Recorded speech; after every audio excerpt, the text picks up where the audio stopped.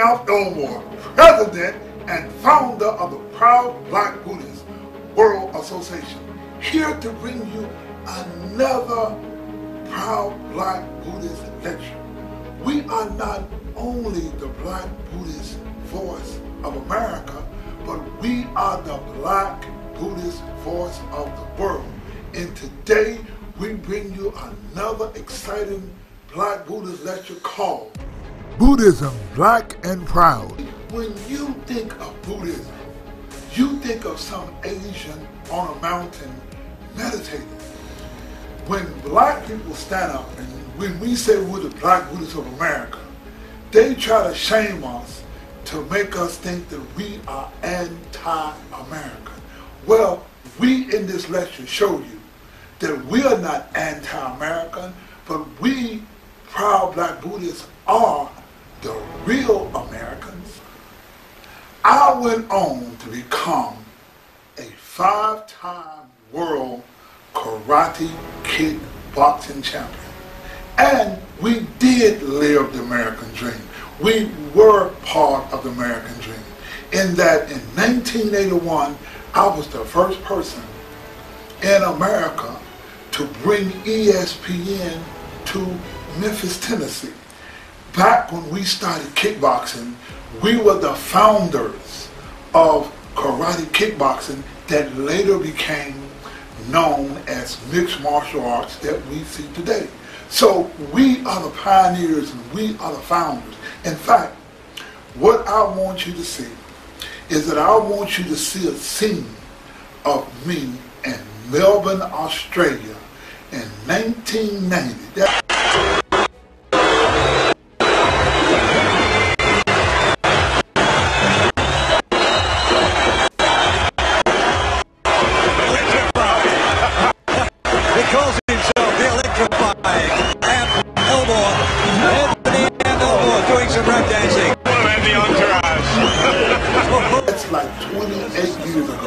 I'm in Melbourne, Australia, and I'm wearing the red, the white, and the blue. And there was nothing greater than going to a foreign country like Australia and you represent America. See, they try to categorize us as being some revolutionary people that's against the American government. Well, I'm here to tell you that through my Buddhist practice, I embrace the red, the white, and the blue.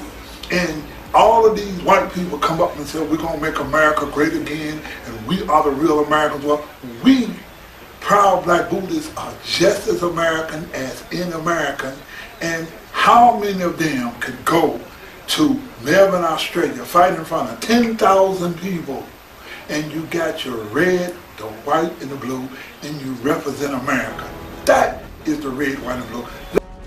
Saw me in Australia in 1990. I want you to take a look at me at the prestigious Peabody Hotel in Memphis, Tennessee in the 1980s, and I come into the ring with the American flags, and I'm showing the red, the white, and the blue. You see, ladies and gentlemen, the red and white and blue was a part of my Buddhist faith and was also a part of my Buddhist practice. So when you look at the Proud Black Buddhists, we don't want people to categorize us as some anti-American zealot cult.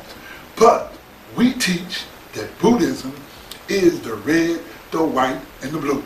Being paraded around the ring here as we await the introduction of the champion, Anthony the Ant Elmore. Charles, this looks more like the 4th of July here than the season we're actually in.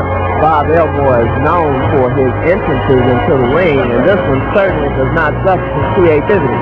You're absolutely right. I'm not sure if this is going to be karate kickboxing or maybe the opening of the Olympics here. The relation of Anthony Elmore in the city of Memphis.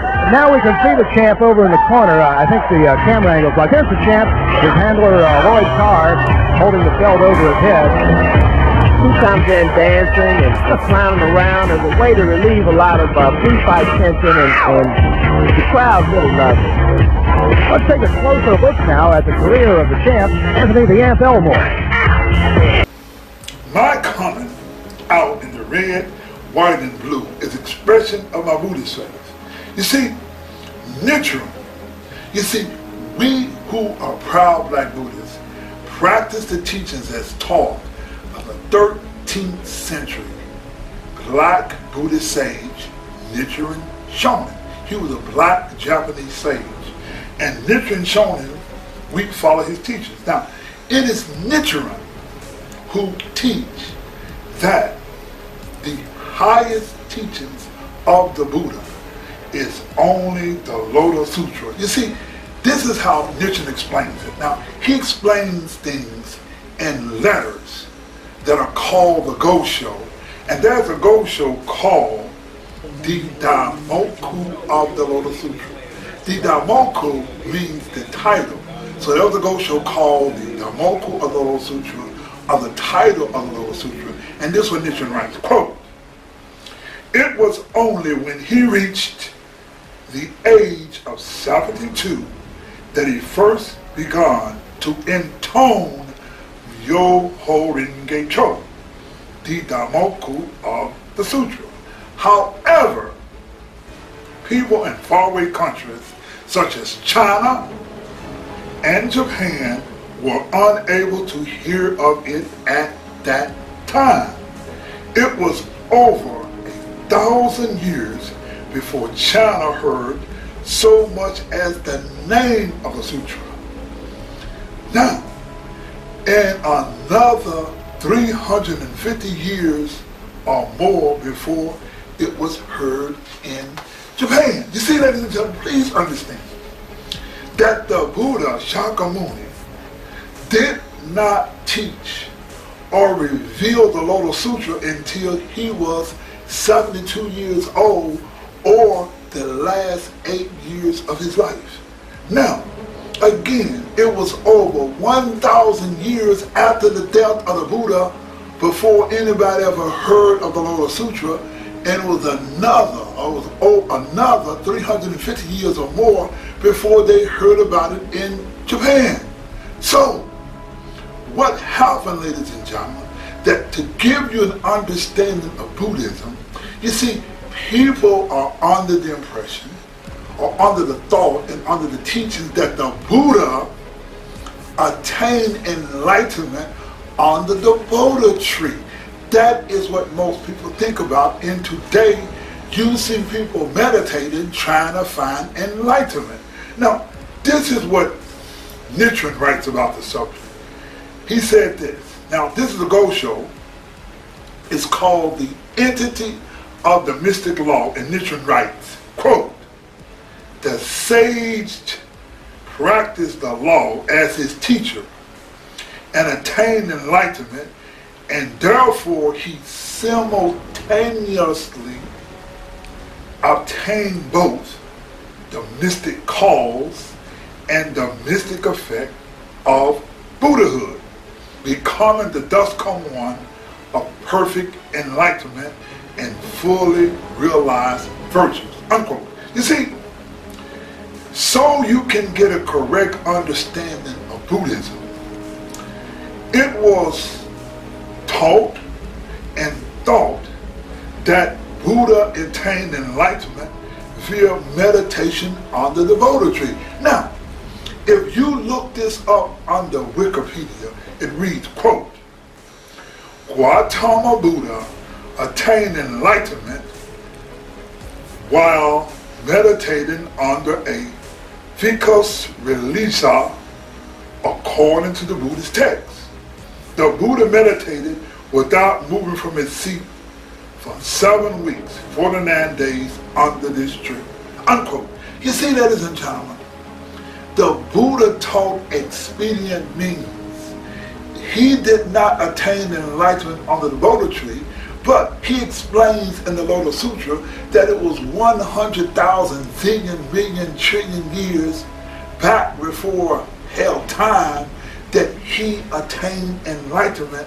And in the Lotus Sutra he explains that though he taught this only as an expedient means. Now, the Buddha understood that it would be very difficult for people to even comprehend someone who lived 100,000 zillion trillion million years. And so what the Buddha did was he gave us a way to comprehend his profound Buddhist teachings. Now, Nichiren wrote a Go show. Now, this Go show is called The Real Aspect of the Gohonzon. Now, the Gohonzon is an object of worship that we who are proud Black Buddhists practice. For example, in this altar, this is an altar, and this scroll here is called a Gohonzon. Now, Nichiren inscribed the Gohonzon as a banner of propagation of the Lotus Sutra to give us an understanding of the Lotus Sutra. Now, Nichiren taught us how we are to gain faith in Buddhism. You see, he understood that it's very difficult just to say, well, have faith in this Gohonzon. So what Nichiren taught was a way for us to gain faith. Now, this is what he did. You see, the first volume of this now, in the Go show is called The Real Aspect of the Gohonzon. And the Go show reads, quote, the first volume of great concentration and insight says, quote, how does one hear, believe in, and practice the perfect teachings to attain perfect enlightenment? The first volume on concentration and insight says, quote, to believe in the perfect teachings means to awaken faith through doctrine and make faith the basis of practice. Please understand that in order to gain faith in Buddhism, you must study and begin to comprehend the profound teachings. For example, you're going to learn mathematics and science and trigonometry and geometry and all the science you must study. And once you see the scientific and the profound methods, then you begin to have faith because it's scientific. You see, so the way we gain faith in Buddhism is we awaken through doctrine. That's what the Buddha teaches. Now, we gain faith in Buddhism through studying the profound teachings. Now, for example, in my personal case, I use the red, the white, and the blue to express my Buddhist faith. Now, but at other times, I challenge the red, white, and blue as part of my Buddhist faith. For example, if I was a professional football player, I would take one knee during the national anthem as Colin Kaepernick does, because he did this to challenge police brutality. You see, we who are proud Black Buddhists practice the teachings of the 13th century Black Buddhist sage Nichiren Shonin. Now, this is how Nichiren explains it in the writings again. His writings are called the Go Show. Now, there's a Go Show called The Entity of the Mystic Law. And it reads, the mystic principle, that is the essential nature of phenomena, possess two aspects, the defiled aspect and the pure aspect. If the defiled aspect is operative, this is called delusion. If the pure aspect is operative, this is called enlightenment. Enlightenment constitutes the realm of Buddhahood. Delusion constitutes the realm of ordinary mortals. You see, what they have this idea that enlightenment is somewhere where you reach this perfect state of bliss in heaven. That's not enlightenment. Enlightenment is being able to open your life to the pure aspect. Now, this is what you must understand about the Buddhist teachings. You see, in the 2nd century A.D., India was conquered by a white king by the name of Kanishka. It was King Kanishka who conquered the black people, and he created a new Buddhism that's based on race, culture, and language. It was King Kanishka who changed the Buddha from black to white. And it was King Kanishka, or under King Kanishka, this white king who conquered the black people of India. He created the world's first racism. The world's first racism and white superiority was a concept called the caste. Caste means varna, or color. And they used caste to separate people from the white at the top and black at the bottom. This is the world's first racism. Now, along with that, King Kanishka created a new Buddhism. See, he and a Brahmin by the name of Ashwagosha created a new Buddhism called Mahayana Buddhism. Mahayana Buddhism is a time in history where Buddhism became racist. So they killed the regular Buddhism, and what spread it throughout Asia was this Mahayana Buddhism that was separated. They call it superior, or they call this Mahayana teachings the higher teachings, and they call the other teachings, they gave it a name called Hinayana. They separated Buddhism in these terms, and it was King Kanishka who created his own second, fourth Buddhist council, where he changed the writings of Buddhism. And how did they change Buddhism? They did it through a new language called Sanskrit. See, Sanskrit is another name of extricating all black history, culture, and language from Buddhism. Now, it was the black Buddhist sage Nichiren who declared that only the correct teachings of the Buddha Shakyamuni was the Lotus Sutra. See, although there exists Nichiren Buddhist sects in Japan, and they call themselves Mahayana Buddhists. Now, Nichiren rejected the Japanese Mahayana Buddhism, but the Nichiren sects call themselves Mahayana Buddhism, and they practice the Sanskrit, but they incorporate the Sanskrit into the teachings, and they extricate all black Buddhist history, culture, and language from Buddhism. We call this the defiled aspect that entered Buddhism. You see, this is what Nichiren writes about it at a Go Show. That's a Go Show title, The Expedient Means and the Lifespan Chapters. And Nichiren writes, quote, "When we scrutinize the sutras and treatises with care, we find that there is a teaching about a precept known as following the customs of the region that corresponds to this. The meaning of this precept is that so long as no seriously offensive act is involved, even if one were to depart to some slight degree from the teachings of Buddhism, it would be better to avoid going against the manners and customs of the country.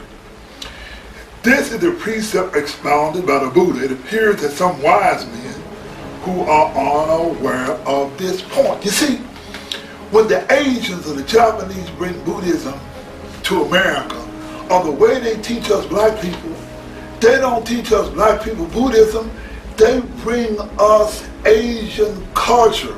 They have you sitting around somewhere meditating, practicing the teachings that's not the teachings of the Lotus Sutra, or they give you a teaching that extricates all your black history, all your black culture, all your language, and they even take you out of your culture and make you ashamed of who you are.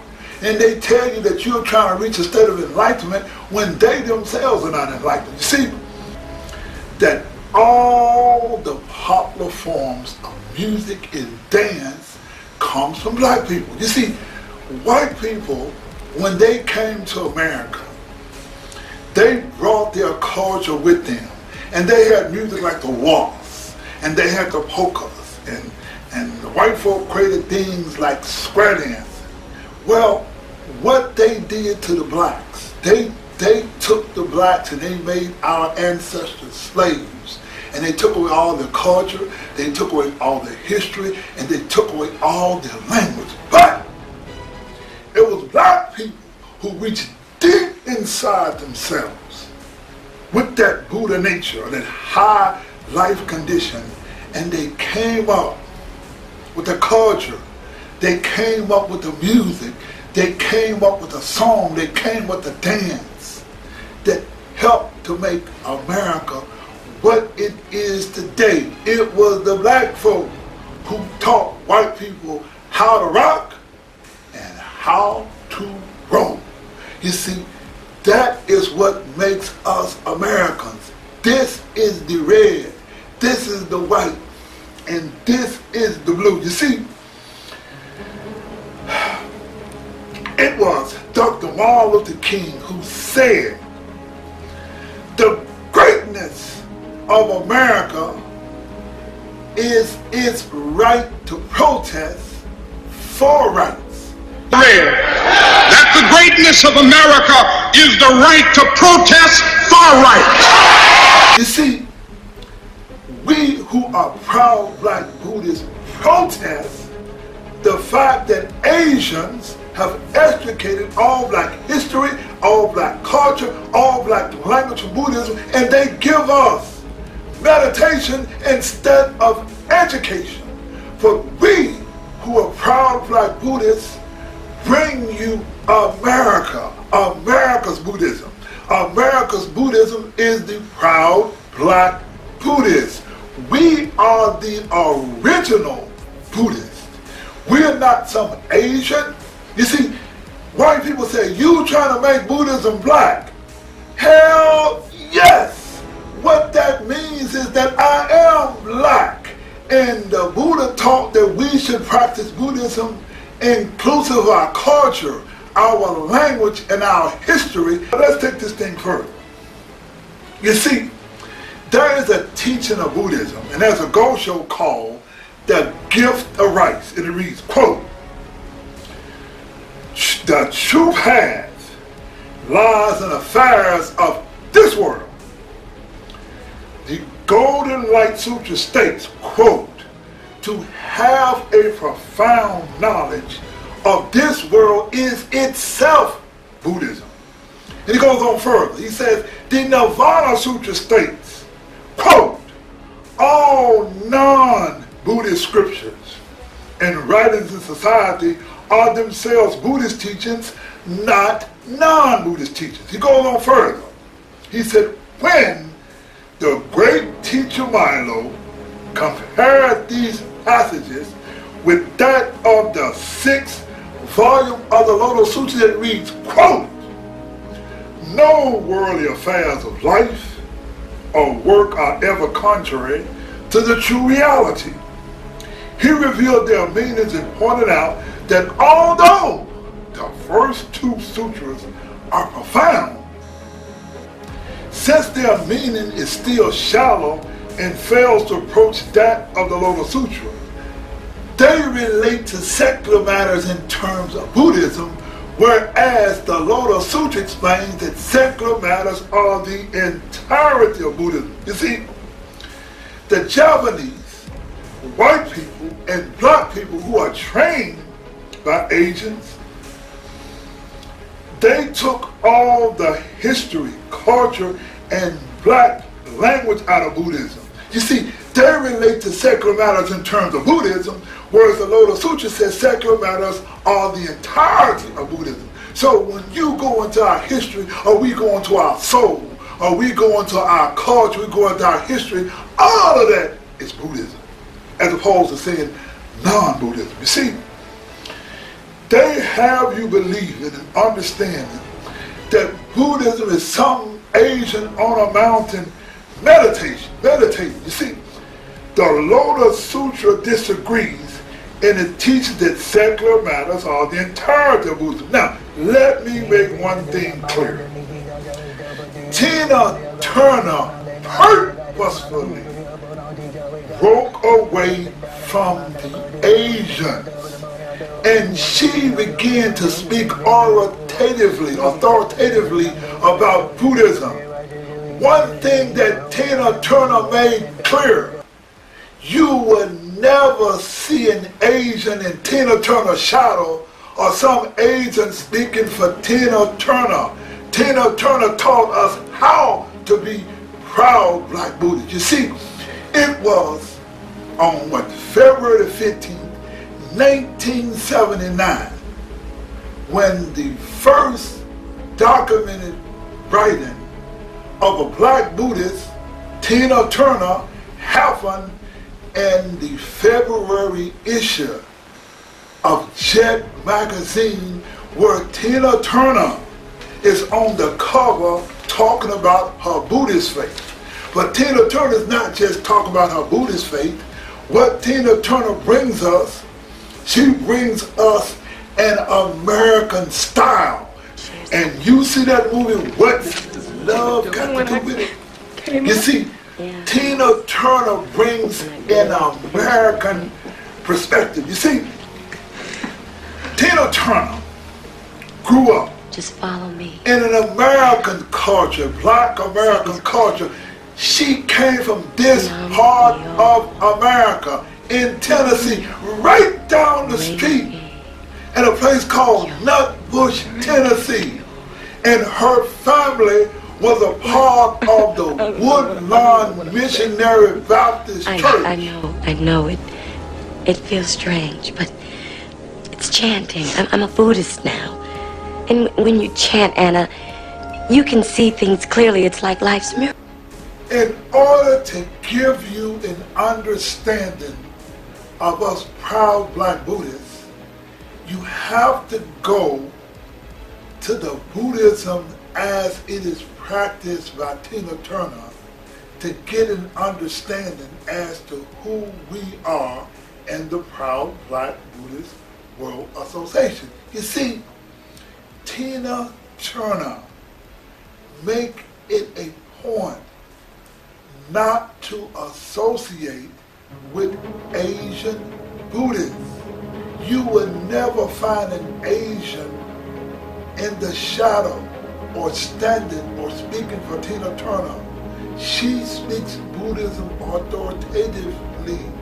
She is independent. She is a free Buddhist.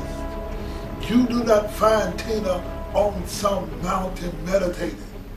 But Tina Turner brings a style of Buddhism in that it is the Lotus Sutra that teaches us that Buddhism is our everyday life. Now, let's go back to the movie, What's Love Got to Do With It? You see, let's talk about that. You see, it was in, what's that, 1985, to where the movie What's Love Got, or the song What's Love Got to Do With It came out.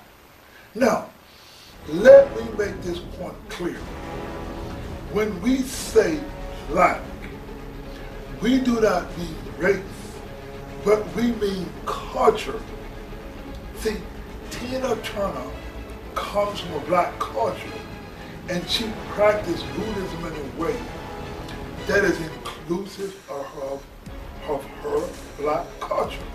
Tina Turner is the best model of a Black Buddhist, and she clearly delineates her Buddhist practice from Asian culture. See, in regards to Black people in America, Tina Turner is the most significant Black Buddhist in the world. Tina Turner provides the absolute most significance to proud Black Buddhists. Now, what is the Tina Turner significance? The significance of Tina Turner in regards to her Buddhist practice is the fact that she does not associate or relate her Buddhist practice to Asians or to the Asian view of Buddhism. If you are Black and you want to get a clear view of Buddhism, you must examine Buddhism outside the realm of Asian culture, history, and practice. This is what Tina said about her Buddhist practice.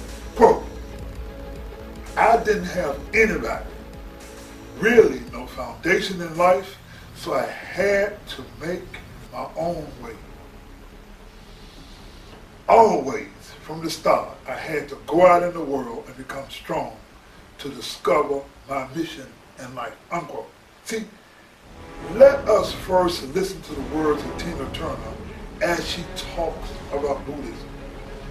The most important thing that you must understand is that Tina Turner speaks 100% authoritatively.